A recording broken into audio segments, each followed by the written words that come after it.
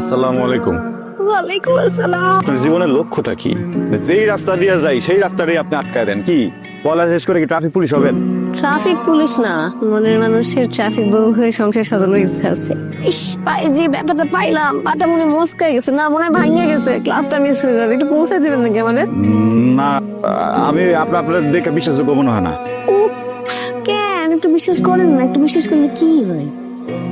যদিও আপনার কথা আমার বিশ্বাস হয় নাই, তারপর মনে হয় উপকারটা করি। আপনি দয়া করে আমার এই বিশ্বাসের মর্যাদা রেখেন। ওঠেন। এই যে ম্যাডাম, যতটুকু উপকার করার ছিল করছি। ওই যে আপনার বান্ধবী খারানো, যান এই যে আরে ধরে নিয়ে যান। আপনি তো সুস্থ, আমার লগে নাটক করলেন।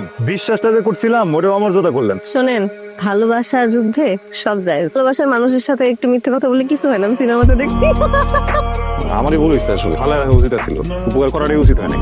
আজকে আপনি আমাকে এই যে কলেজে নামাই দিয়ে যে উপকারটা করলেন, এটা দিন আমি আপনাকে সারা জীবন ভালোবাসা চুকাই দিব। এই যে ছোট বন্ধু, জি ভাইয়া। মাথায় সমস্যা আছে, চিকিৎসা আবশ্যক। জি ভাইয়া। দেখছোস কি সুন্দর ডিজাইনের একটা নূপুর বানাই দিছে। মনের মানুষ বানালে তো সুন্দর হইবই। মনের মানুষের মন সুন্দর না হলে কি এত সুন্দর ডিজাইনের জিনিস বানায় দেয়? আমি না আরেকটা জিনিস বানাইতে দিব ওর কাছে। আইসা বান্ধবী, তোর বাপে যদি তোর টাকা দেওয়া বন্ধ করে দেয়, তুই কেমনে গহনা বানাবি? কিডনি বেচো? কিডনি বেচতে হবো না নপুর। এত রেগুলার কাস্টমার থাকতে আমার স্পেশাল মনে হলো কেন? প্রশ্ন উত্তর আমার জানা নেই। গয়না তো ভালো বানানো শিখছেন, অভিনয়টা শিখতে পারেন নাই। আপনার চোখে তো আমি অন্য কিছু দেখতেছি। হয়েছে, আর লজ্জা পেতে হবে না। আসেন, যে হাত দিয়ে আমার মুখটা পরে দেন।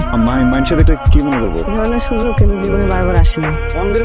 তোর এত বড় সাহস, তুই তোর বাইক নিয়ে পাঠিয়েছিস চৌধুরী বাড়ি চৌধুরী বাড়ি হাত দিতে। তোর আজকে ব্যবসা, তোর এই দোকান করলাম না, এরপর যদি আবার করস, হ্যাঁ বুঝস কি হবে। একদম এলাকা ছাড়া গরম। মাও কি হয়েছে?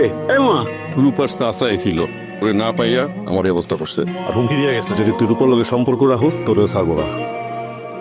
খারাপ আমার বোনটার কিন্তু তুই তোর আর কেউ নাই। কানাডা চলে যাবে, ওনারা চাচ্ছে ইনভেস্টমেন্ট করে রেখে যেতে। আপনি কি বলেন? কিন্তু রূপা, আসসালামু আলাইকুম। ইসলাম। এই যে রূপা মামনি চলে আসছে, তাহলে আংটিটা পরাই দিই। আন্টি কিসের আন্টি? আর এই যে ছেলে কদিন পরে কানাডা চলে যাবে, তোকে আংটি পরে এঙ্গেজমেন্ট করে রেখে দিতে হচ্ছে। এই লোকটা তো আমি চিনি, রাস্তাঘাটে খালি আমরা জ্বালায়। তাহলে তো ভালোই হইলো, দুজন দুজনকে চিনস। তাহলে ভাইজান শুভ কাছে দেরি করবো কেন? আমার কি জিজ্ঞাসেন আপনারা? হ্যাঁ, শোনো মামনি, আমাদের বাপ চাচারা যেটা বলে সেটাই কিন্তু করে, সেই সিদ্ধান্তই ফাইনাল। দাও দাও দাও, হাত বাড়াই দাও। রূপা, আমার পরিবারের এখন যে অবস্থা, এই অবস্থার মধ্যে আমি বিয়ে শাদীর চাপ নিতে পারবো না। আমার আম্মার অনেক অসুখ, তার মধ্যে থাকি মামার সংসারে। 2 দিন পর পর ডায়ালিসিস করাইতে হয়, ওষুধ কিনতে হয়, এমনি অনেক চাপ। এর মধ্যে তোমার চাপটা আমি নিতে পারবো না। কি বলতেছো তুমি এগুলা? আমি বলতেছি যে তোমার আব্বা তোমার অনেক ভালোবাসে রূপা, হ্যাঁ তোমার খারাপ চায় না। যেমনি করে তোমারে কয় এই কথাগুলো শোনো, তুমি মাইনা নাও সবকিছু। তুমি কি সত্যি আমাকে ভালোবাসো নাই? বিষয়টা ভালোবাসার না বাসার না, বিষয়টা পরিবারের। রূপা পৃথিবীতে না পরিবারের উপরে কিছু নাই, বুঝতে পারছো? আর আমি আমি তোমার কেউ না। কইলাম না, পরিবারের উপরে কিছুই নেই। আমার জন্য আমার মা সবচেয়ে বড়, তার জন্য আমি সবারই ছেড়ে দিতে পারবো। রাশেদ, কিন্তু বুঝো, আমি তো সত্যি বিয়ে করে ফেলাবো। করে ফেলাও। কিভাবে একটা মানুষের যাত্রা তুমি সব ভুলে গেছো? এই কি হয়েছে তোমার? বাংলা বোঝো না তুমি? করে ফেলাও বিয়া। এই পৃথিবীতে আমার মার থেকে বড় আমার জন্য আর কেউ নাই। বুঝা গেছে? কেন আসছো তুমি? ভালোবাসার মানুষের বিয়ে কেমন হয় দেখা শেষ? ময়না দিতে এসেছিলাম, তোকে পানি কেন? এমন যেন অস্থির লাগতেছে, মনে হইতেছে তোমার সাথে থাকতে পারবো না। তুমি এগুলো পাল্লায় যাই, তুমি যেন মনে কি ছোট্ট করে জীবন কাটায়। মাকে মাসে মাসে টাকা পাঠাবা, এবং সব ঠিকঠাক হয়ে যাবে। মাকে আমরা আমাদের কাছে নিয়ে আসবো, পারবো না? এত ভাইবে লাভ নেই, কালকে আমার বিয়া। আমার একটা উপকার করতে হবে, তাহলে আমরা পালামো। আমাকে বিয়েতে তো বাড়ির সবাই রাজি আছে, আল্লাহ জানার কি দরকার? সিনা তুই একটু বেশি বোঝো, আমি রূপারে নিয়ে পালামো। আমি একটা জিনিস কিছুতেই বুঝতে পারতেছি না, আপনার মতো এত সুন্দর একটা মাইয়া, ভালো বংশের মাইয়া, আপনি রাশেদ ভাইয়ের খপ্পরে কেমনে পড়লেন? মানে খুব সোজা, রাশেদ ভাই দেখতে শুনতে হ্যান্ডসাম নায়কের মতো, কিন্তু তার মনটা একদম ভিলেনের মতো। তার মনে যে কত মাইয়ার জায়গা দেওয়া, সেটা হিসাব করা যাইব না। কিসব ফালতু কথা বলছেন আপনি? হ্যাঁ, আপনার মাথা ঠিক আছে? মাথা আমার ঠিকই আছে, মাথা কোনো সমস্যা নেই। আরে রাশেদ ভাই হইতেছে আমার আপন ফুফাতো ভাই, আমি কি রাশেদ ভাই সম্পর্কে মিথ্যা কথা কমো?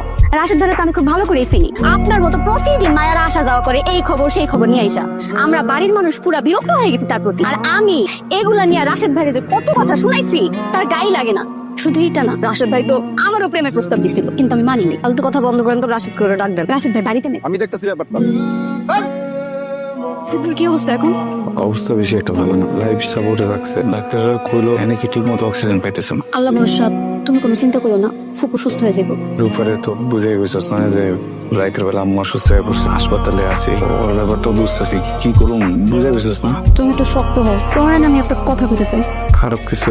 রাশেদ ভাই, তুমি না এতদিন একটা ফুল মানুষের ভালোবাসছিলা। কি ফালতু কথা বলতেছিস? রূপার লেগে অপেক্ষা করতে করতে আমি নিজে তাকে বাড়ি যাই, বাড়ি গিয়ে দেখি সে অন্য একটা পোলারে বিয়া করে ফেলতেছে। উল্টা উল্টা কথা বলছিস আমার সামনে। আমি যা কইতাছি সত্যি কইতাছি, আমি আর উল্টা তোমার হয়ে বুঝাইতে গেছিলাম, সে তো আমার কথা শুনেই নাই, আমার অপমান করে বাড়ি থেকে বাইর করে দিয়ে আমার সামনে নারী ব্যাটারে খবর কইতাছে।